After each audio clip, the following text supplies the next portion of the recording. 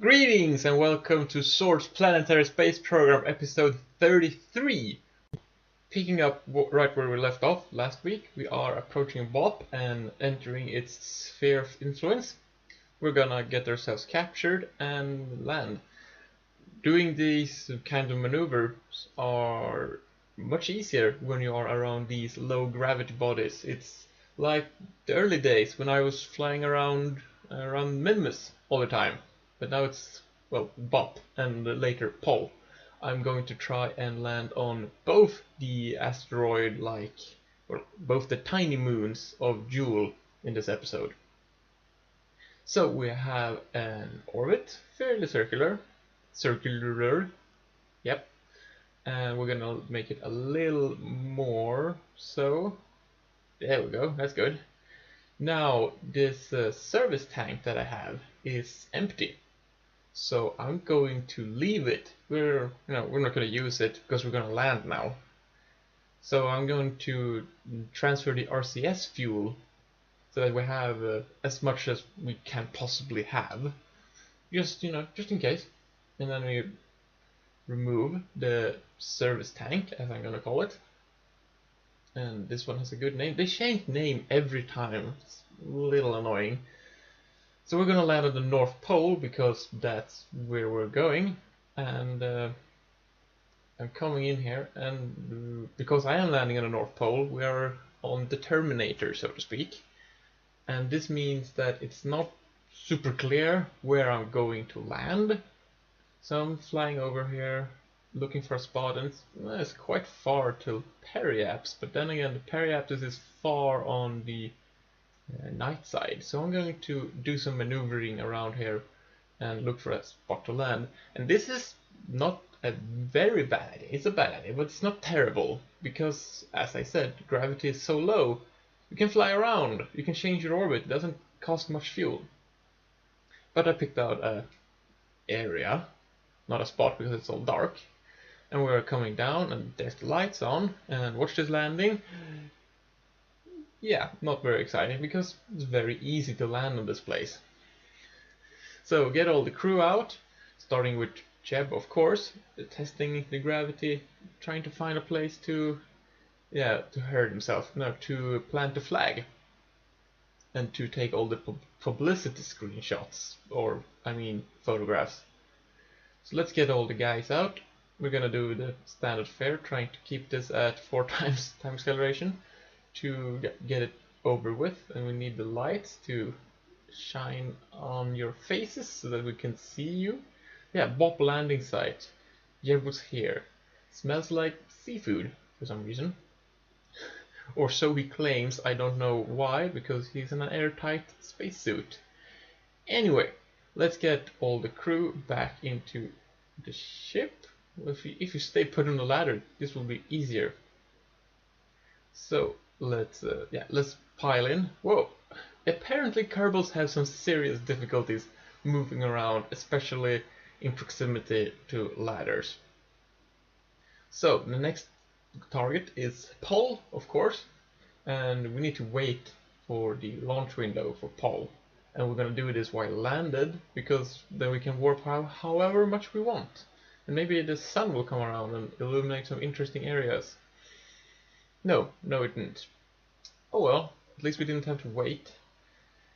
Okay, so however we launch this, we're gonna end up in a polar orbit. I'm just gonna go west because, well, that's east. I'm gonna go east because you always go east.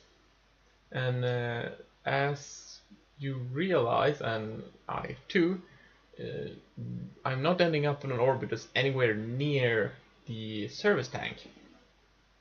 And this isn't really a problem because the service tank is empty. The only resource it has is a couple of modular chemical engines, which I don't need, actually. Of course I don't need them for Pol, having similar gravity to Bop, which I just landed on, and I don't need them on Elo, which is the only other destination remaining. Of course, Moho isn't done, but these guys are not going to Moho. But you can land on Elo with the nuclear engines. So that's what I'm gonna do. And well, the result of this is that I'm going to leave the service tank in orbit around Bop. I'm probably never going to get it. There's no fuel and there's no nothing. There's a bit of RCS, but that's all. We have, I think we have all the engines we need at the station anyway. Anyhow, we have planned our transfer to Pol, and we're going to execute this maneuver. So this is an escape burn that leaves a sphere of influence and makes the transfer to the next one. But it takes a very short time because we're as far from Jool and gravity is low everywhere. So that's very nice, and it's also cheap. You can see the fuel I have is, well, I started using the internal reserves, when we were doing the orbit insertion burn, when we entered Bop's sphere of influence, and I'm still over half, and I'm entering Pol's sphere of influence now. So it's very, very efficient with the nuclear engines, and generally low requirement, low costs in this region of space, which is very nice. Of course, if we run out, we will just send a automated tanker from the station. We have one of those. We'll probably muster up more than one if we really want to, but that won't be necessary. So, well, I hope. So we are in orbit around Pol. I'm going to transfer the fuel from the external tanks on the wings, or nacelles, or whatever you want to call them, into the center tank because of well, this, not the center of mass, but you have more mass out away from the center of mass, which means that when you're rotating or rolling, which I'm doing now, you have more angular momentum, or you have more angular, I don't know, is it called momentum? Yeah, it's more force, so that you have to apply a greater force to counteract it. Now I have decreased the mass, even if it's just a little. I mean, the engines are taking out most of the mass, but decreasing it a bit makes the ship hopefully more stable. So we're very, very close to coming in for landing here, or we are coming in for landing and very close to the actual landing. You can see that the landscape on Pol is extraordinary. I really like this place. And this time we're coming in at day side, so we can see the shadow. And this landing is going to be as exciting as the last one. Have you seen that? Woo! Yeah, okay, same, but different body. Get all the guys out, try to find a good spot for the everything, and fly around, test the gravity, you know. They're good, close together, and you know the drill. Same thing, flag, Pol landing site. We're really downing the flags here. We need to, well, we don't need to. We are almost done. We have two more to go after this. It's amazing.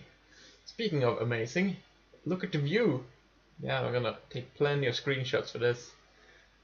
Wonder which one of all the screenshots I take that will end up as a thumbnail.